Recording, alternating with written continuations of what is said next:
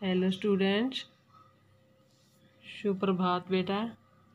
मैं श्रीमती मोनिका देवी कक्षा 5वीं में विषय हिंदी की ऑनलाइन कक्षा में आपका स्वागत करती हूँ। बच्चों, हमने पिछली कक्षा में अपनी पाठ्य पुस्तक का अध्याय 4 पूरा पढ़ा था और उससे संबंधित जो प्रश्न उत्तर थे वो हमने अपनी फेयर नोटबुक में लिख लिए होंगे। आज हम इसी अध्याय का जो शब्दों का पिटारा भाग है वो करेंगे। दिनांक 27 मई 2020। आज हम कौन सा भाग करने जा रहे हैं? शब्दों का जो पिटारा भाग है। इसमें क्या बताया गया है कि कभी कभी भाषा में घटनाओं को रोचक रूप देने, बातों पर बल देने और पाठक का ध्यान आकर्षित करने के लिए कुछ विशेष वाक्यांशों का प्रयोग किया जाता है। यह वाक्यांश बात को एक चमत्कारपूर्ण चित्र सरीखा रूप देते हैं। इन वाक्यांशों को मुहावरा कहा जाता है। वाक्यांश क्या कहा गया है? वाक्यांश को मुहावरा, कि किसी बात को, घटना को और मतलब कि आकर्षित बनाने के लिए, उसको रोचक ढंग से प्रस्तुत करने के लिए जिन वाक्यांशों का प्रयोग किया जाता है उन्हें क्या कहते हैं? मुहावरा। तो हम अपने इस पाठ में कुछ जो मुहावरे आए हैं उनका अर्थ यहाँ जानेंगे और इनका वाक्य में प्रयोग करना है। इससे संबंधित क्या है? इस पाठ में कुछ ऐसे मुहावरों का प्रयोग हुआ है। इन मुहावरों को पाठ में से पुनः पढ़ें। पुनः मतलब दोबारा पढ़ें। संदर्भानुसार उनका अर्थ लिखें। उनके अनुसार मतलब उनका जो अर्थ बन रहा है वो लिखना है और साथ में हमें क्या करना है? वाक्य में प्रयोग। पहला है अवस्था डलना। मतलब पहला मुहावरा हमारा क्या है? अवस्था डलना। अवस्था डलना का मतलब क्या है? बूढ़ा हो जाना। तो इससे संबंधित हमें वाक्य बनाना होगा खुद। ठीक है। तहलका मचाना, शोर शराबा करना। तहलका मचाना, शोर शराबा करना। पसीने में तर हो जाना, यानी बहुत थक जाना। मेहनत करने पर पसीने आने पर, यानी इसका मतलब क्या हुआ? पसीने में तर हो जाना, बहुत थक जाना, बहुत मेहनत करना। हिम्मत बंधना, साहस अनुभव होना। हिम्मत बंधना, साहस, हिम्मत का अनुभव, एहसास होना। कलेजा धड़कना, इसका क्या होगा? डर जाना। कलेजा धड़कना मतलब डर जाना, घबरा जाना।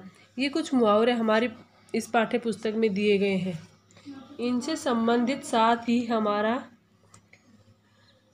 अभ्यास पत्र 2 है। इसमें मुहावरे दिए गए हैं, वो हम करेंगे।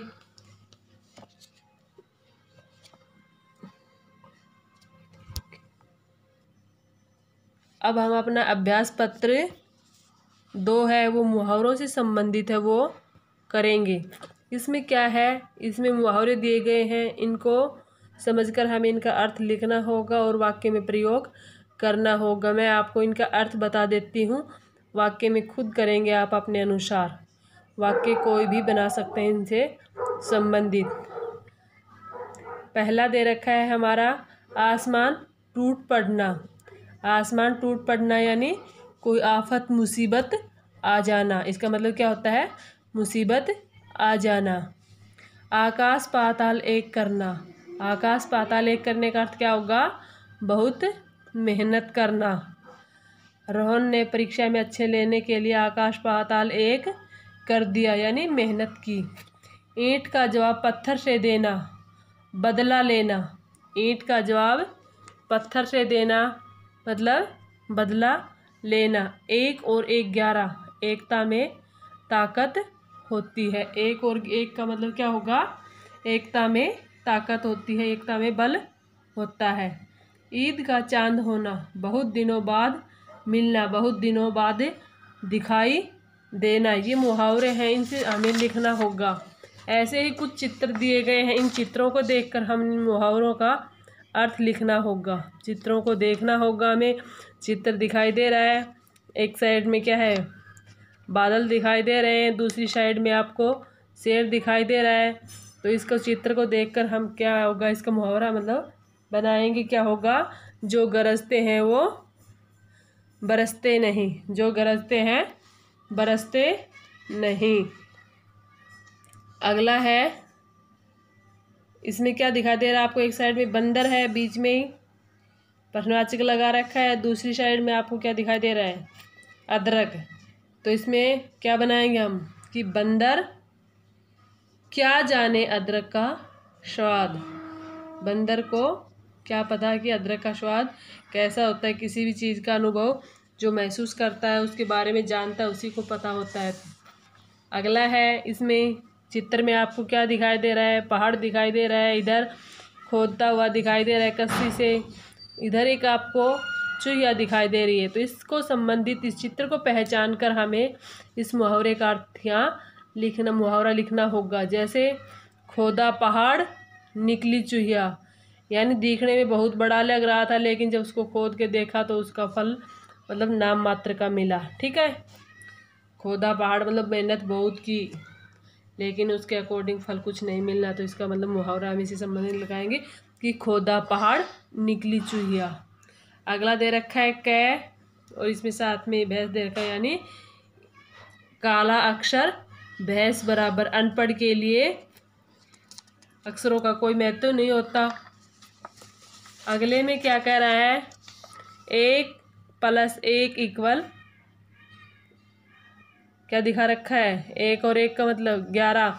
1 और 1 11, यानी वो आपको पीछे उसमें लिखा था कि एकता में बल होता है, ताकत होती है, वही है। 1 और 1 को मिलाने से क्या बन गया, 11।